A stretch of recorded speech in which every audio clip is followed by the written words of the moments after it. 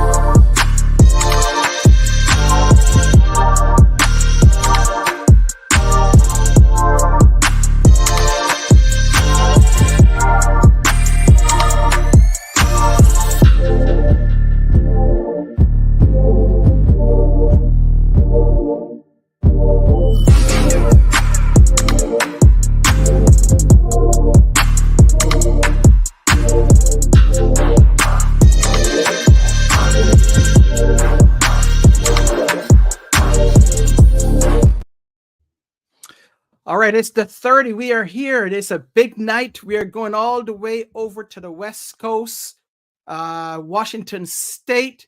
And a good friend of mine, we are pretty much in the same group. We meet on Fridays, and he gives us some tremendous knowledge. And I reached out to him and said, hey, Jason, we need to get on the 30. I want you to drop some of the knowledge that you give us on Friday.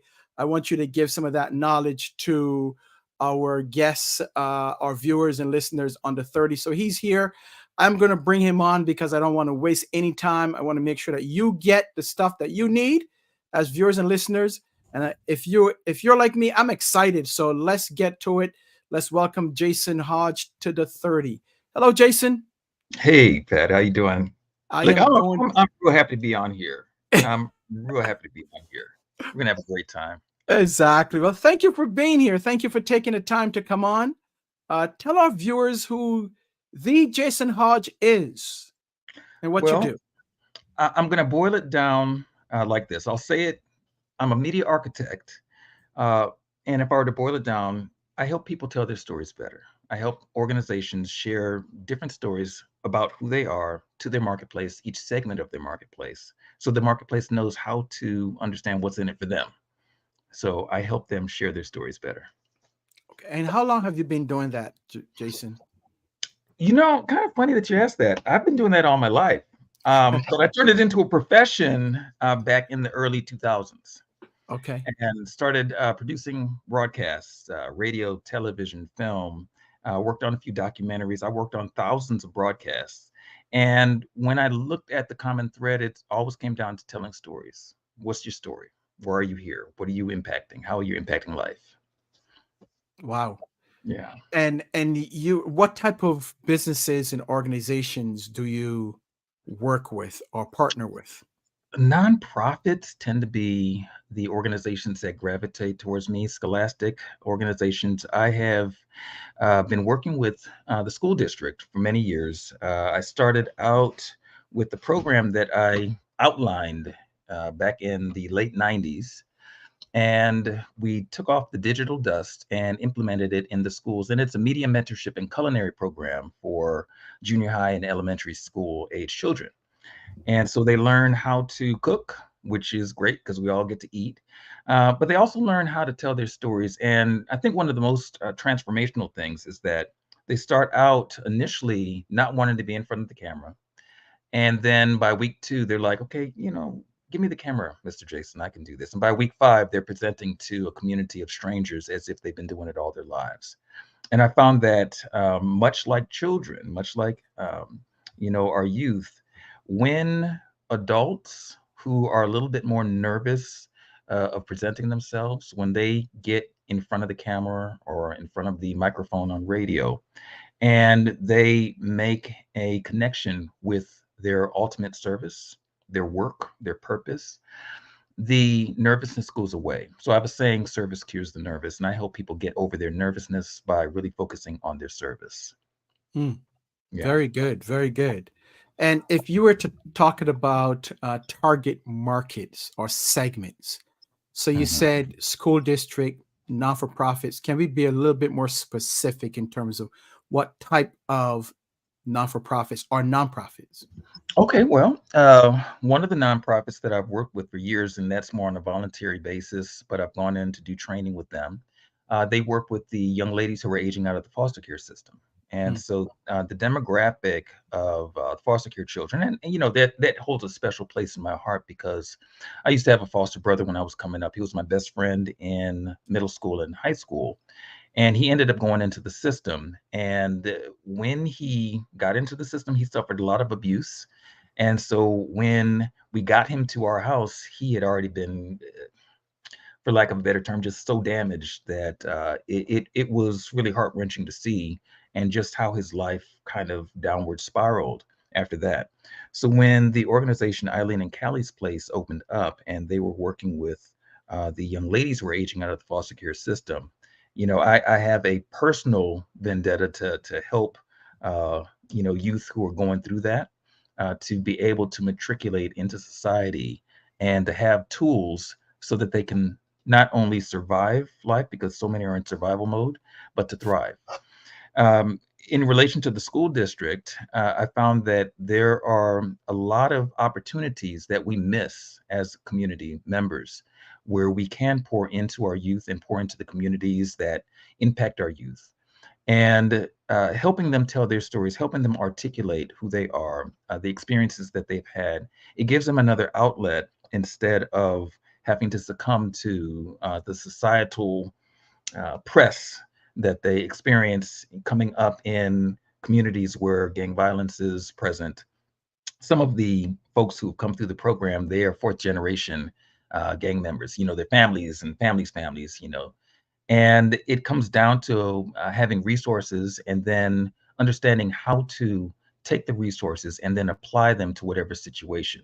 So those would be the type of organizations, Kiwanis, YMCA, Urban League, any organization that is doing really good work, and they need to tell their story better so that the community gets it. mhm. That's who I like to gravitate towards. That's fantastic. Yeah. So what is there something that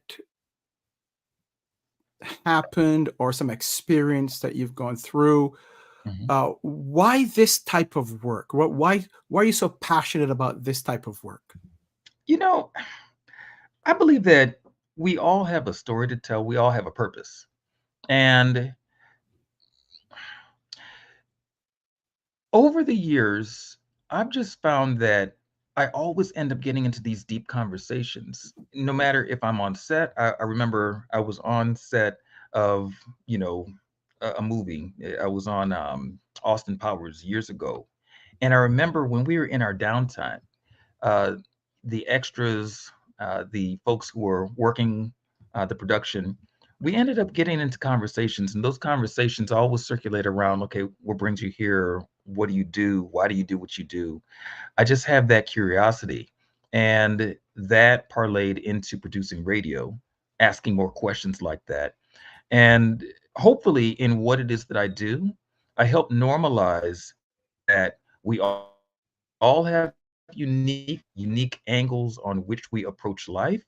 And if we know how to bring our authentic voice to our marketplace, then we will start to find those who resonate with us in order to do good business lives.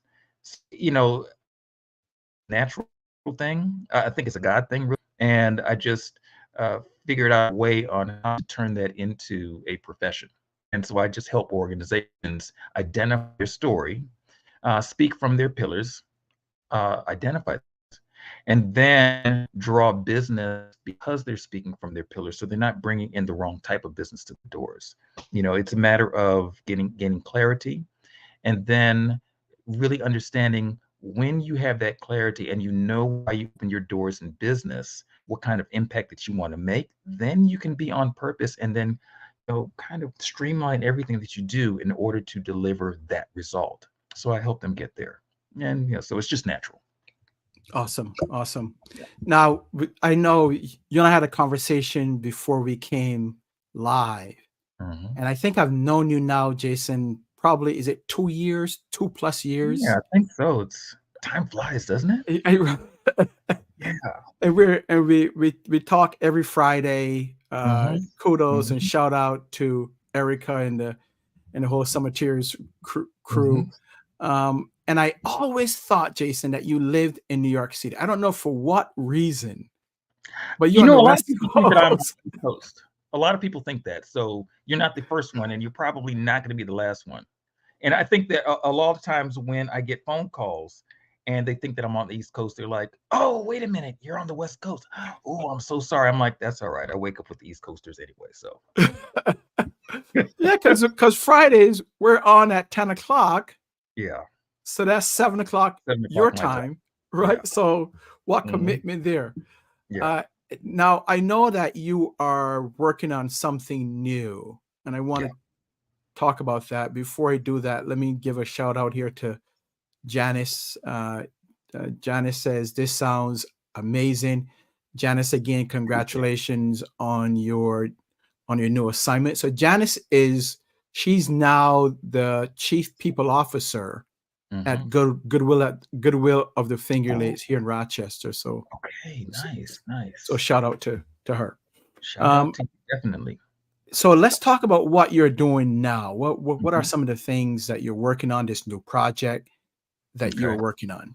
So the new project is B Solutions or B Solutions Live. And what we do is we put together venues where businesses can come together to get tools in order to help them. My role in it is to help them to understand how to create your own platform. Creating platforms is a lot easier than I think a lot of people think. And so I always believed that you should not wait for an invite to someone else's platform. You should make your own. And that way, when you are invited, you have something to bring to the table. I think Mm. sometimes we rest on the fact that we have our doors open, hung our shingle, and it's like, okay, well, this is the service that I offer. But we need to offer more. And the reason for that is because we need to provide our own vehicle to get the message out and to help messages that support our messages and that we support their messages get those out as well on our platform. So I help organizations to design their platforms, whether it's a YouTube channel that they want to put up, or they need to know how to really show up in media. So they want to structure their press releases, or if it's something a little bit more mechanical, like a call center. I just finished doing a build out for a call center, a bilingual call center, so that, this business can cover, space all over the country. So it all comes down to what is it that you ultimately want to achieve, and then let's put together a plan in order to make that happen. And what did you do with the call center? How did you work with them, and what type of services did you offer them? Okay, well, I built it from the ground up. And so I created the voiceover for the messaging, created the schematic from the time that the call goes in, the marketing that goes on before the call to get the call in, and then what happens with the call, how it's routed to the salespeople, how it's routed to the different territories or regions in the country. So for that, it was I think we were working with just a few numbers, around 20 or so numbers, and part of them were in Spanish. So I created the messaging on that, the greetings, and then the prompts to move people through the call center so that they can get to where they ultimately want to, need to be. Um, and for that, and then the tracking that goes with that. So I mean, that was a custom build, but it was again just a solution, and the solution around media. Media is communications. It's how you show up. It is the imagery that you use. It is your essence and how you use that essence and use it to magnetize or attract your marketplace. So I think that through. I'm a thinker. Hmm. Yeah. Yes. Yeah. Yep. Yeah. I say Jason is very deep. if Mhm. if you haven't heard that now, Jason is very deep. He's a great person, a great mind. He's always thinking, and he's a creative too, right? I would say that because you've worked with others on the Summiteers. I know you've worked with L. Yeah. Let's talk about that. What type of work have you done with L? With L, and still doing some work. We've got some projects coming up. Real excited about it. So, okay, for those who don't know L Kersey, she is an integumentary specialist, and the work that she does is so specialized because she has a true gift and insight. She is a brain on feet. And so what she does with athletes is she helps to well, people too, but athletes are or where we focus our attention. She helps them remediate injuries. So you have a torn rotator cuff, you have a, ruptured Achilles, torn meniscus, injuries to your tissue or muscles and all that are keeping you as a high performance athlete from operating at the top of your game. She goes out and does that kind of repair, non-invasive, non-surgical. She uses a technique called microcurrent. And that re-establishes the body's ability to regenerate cells and tissues to repair the tissue I'm talking about in light speed. It's like a matter of hours to days. I think the longest and most severe case that she had took about 15 days. Hmm. But to go from injury to back on the field, playing like you had no injury whatsoever, and even more, her range, the increase in range of motion after about 20 minutes of her working, they're like, how in the world are you doing this? So what we're doing right now is establishing the protocol for reaching more athletes, also the business side of that, because unfortunately, when athletes are doing their thing, if they are not surrounded and supported by the right type of people, they don't know how to manage their money.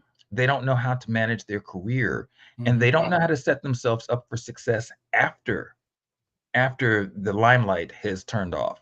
And they may be in on the field for 3 or 4 years if they're really, really good on their game. There's some that have been in there longer, but they really have put the right team around them in order to make sure that they mitigate the injuries, even though they are injured. A lot of them get injured, and the surgeries that they go through leave a lot of scar tissue. And so what L does is she removes the scar tissue using microcurrent in order to restore circulation. And then when the blood gets back to that area, then the body knows what to do to repair it. So, I mean, I've learned a lot working with her on just how the body works. I've seen a lot. She's worked on the majority of my family. Hmm. And my sister, who has been a classically trained dancer since the age of 5, and she's way older than 5, she's older than me. We joke and say she's much older. Uh, but she's only a year, a month, and 10 days older than me. But she, is now in her 50s, and she had not been dancing for a few years because of the injuries.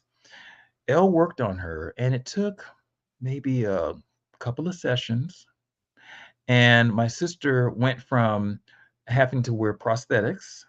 The I think I called those right. The is that what they called? When you have them in the shoes and all that. I think it's called prosthetics. It's not the fake limbs and stuff. I forget the anyway. So she went from having to wear those in order to maneuver to back in her heels, back to dance class. She turned a triple pirouette. For those of you who are dancers who know what that means, that's like when you do a spin and then land it. She was back as if she had never been injured, and that was after Elle worked on her. So just seeing that firsthand, one of our friends, she was able to put her knees that were on the side of her legs, another injury, back to the front within about 45 minutes of the work that she does. So I've seen miracles at her hands.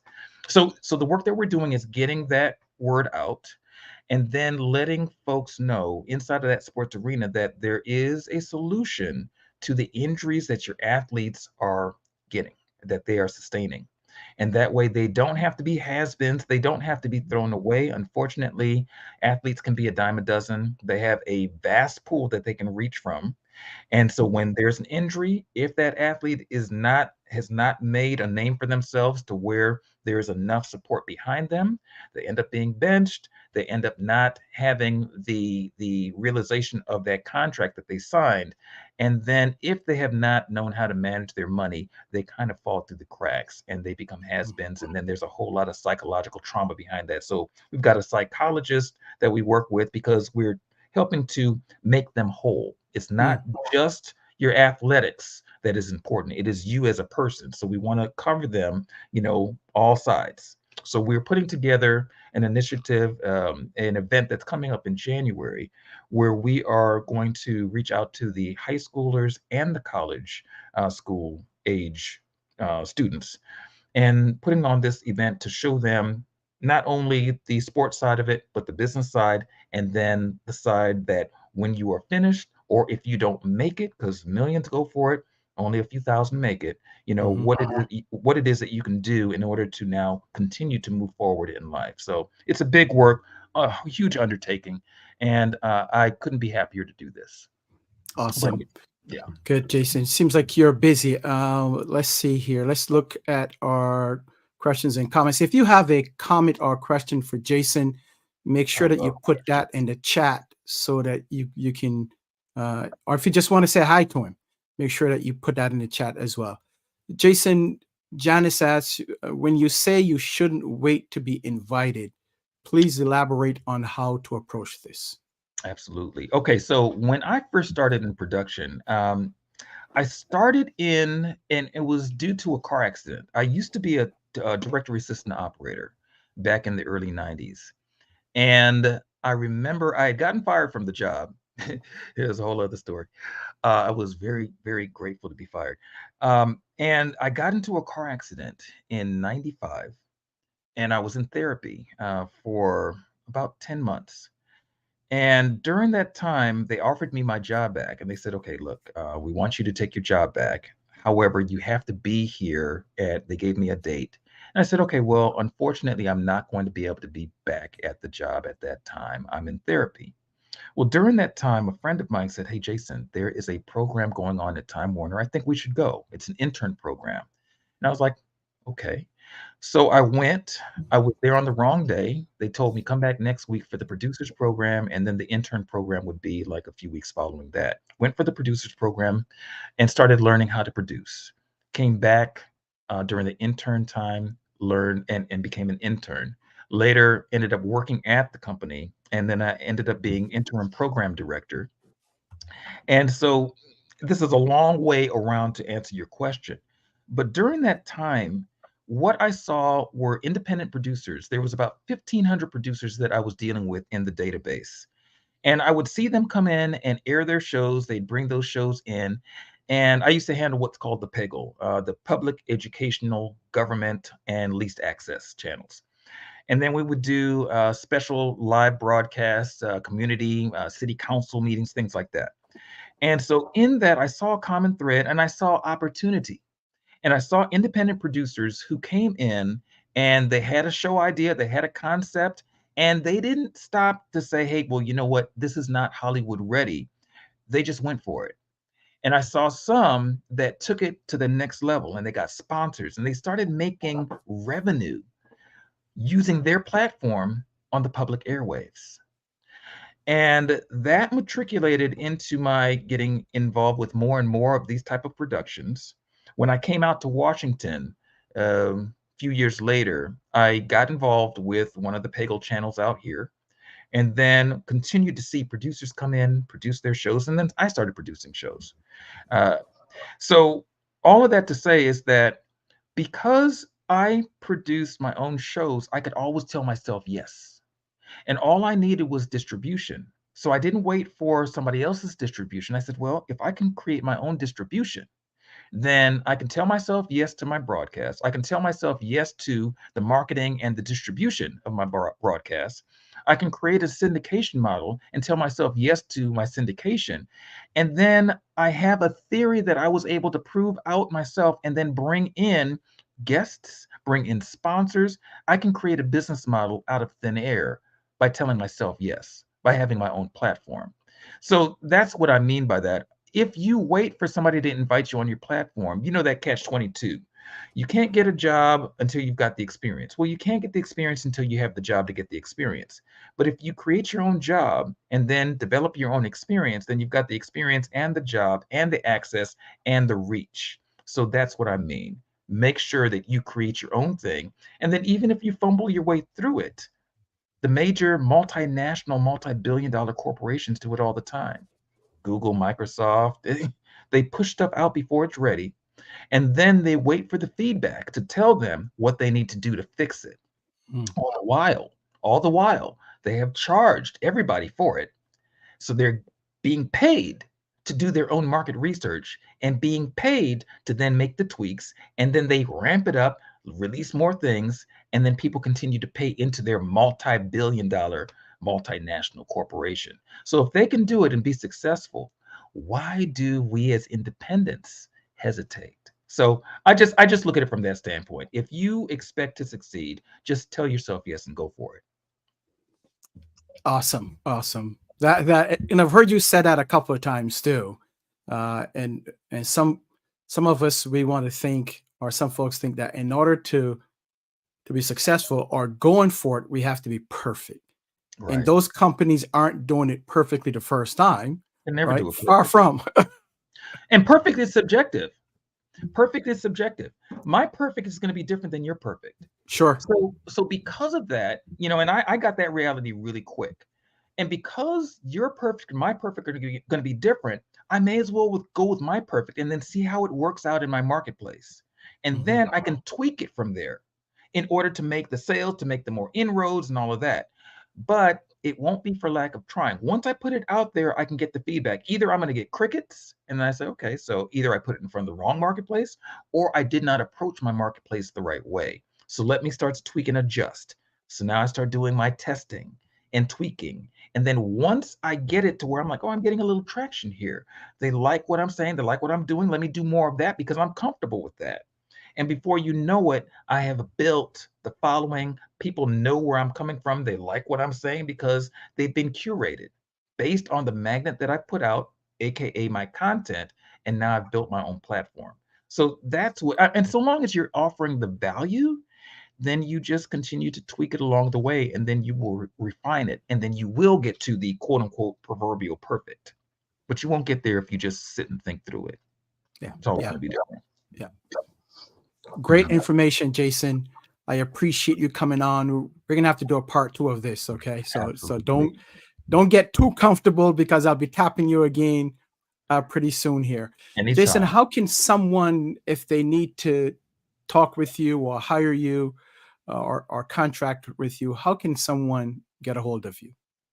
Well, they can go to thejasonhodge.com. and just reach out to me. That is my site that I started imperfectly. Okay, again, imperfect action. Just do it. Go there and look through some of the things there. And I would say also make sure that you are connected to me on LinkedIn. I tend to be on LinkedIn a lot of late. I was on Clubhouse a lot also. Every now and then I do pop to Clubhouse. I'm there once a week, but that's for a prayer call. So yeah, so connect with me. Go to djasonhodge.com, and then make sure that you click on the button that says Be Solutions, and then connect with me on LinkedIn through the Be Solutions page. All right, Jason, I appreciate it. Before you leave, we always do this with every guest that joins us. We call this rapid fire, and I'm going to give you 4 or 5 questions. Okay. You don't know what they are, and I No. want you to just quickly All right. respond. Ready? All right. Yes. Okay. I hope so. Favorite food? Ooh, avocados. Avocados, beautiful. Yes. Love those. Favorite place to vacation? Anywhere where my family is. There you go. And I know you were born or raised in the U.S. Virgin Islands. Is that right? I wasn't born or raised in the Virgin Islands. I am a Virgin Islander. I was born in Detroit, raised in California for the first part of my life. Came out to Washington for the next part. Okay. All right. So I had that wrong. Yeah. Okay. Favorite type of music? Born though out here. Yes. Favorite type of music? Ooh, that's a hard one because I love jazz. I do love Motown music. I grew up on that. I love Celtic music. Wow. Very different. Awesome. Last thing, Jason, what's your favorite quote or favorite mantra? Be anxious for nothing, but with everything through prayer and supplication, that your request be made known unto God. That's Philippians 4:4-7. Oh, well, Amen. 4-7. Yes. Amen to that, Jason. On that note, I want to thank you so very much. This has been fantastic. Let's get a part 2 coming. Yes. And as you leave, my prayer to you is that may God would continue to bless you in everything that you do, and certainly bless your family. We'll see you soon. Thank you, my friend. All right. So we've been talking to Jason Hodge. Make sure that you get a hold of him. Fantastic person, great knowledge. He's the CEO of TJH Media Ltd. Make sure that you go to his website, contact him. You know what he can do. You've heard it. Don't hesitate. And as he said, don't hesitate in terms of going out and doing the things that you want to do. Don't wait and says, okay, got to wait till everything lines up, all the ducks in a row, all the bricks lines up. Just do it. Okay. Just do it. Talking about that, next week, we may have another guest, or I may surprise you. So you need to be here, but we have something coming. We are going to unveil in the coming weeks, unveil our new brand. So be on the lookout for that. It is not perfect, but we're putting it out there anyhow. So blessings to you, my friends. Thank you for certainly being here. We couldn't do this without you. So until next week, make sure that you go and join our community. We want you to be part of our extended network so that when things happen, you will know. I'm going to put that right here so that you can join us. Certainly the DJG2, and that's our community. So DJG LLC community, make sure that you're there. So until then, have a good one. Again, may God bless you and your family. We will see you next week. Peace.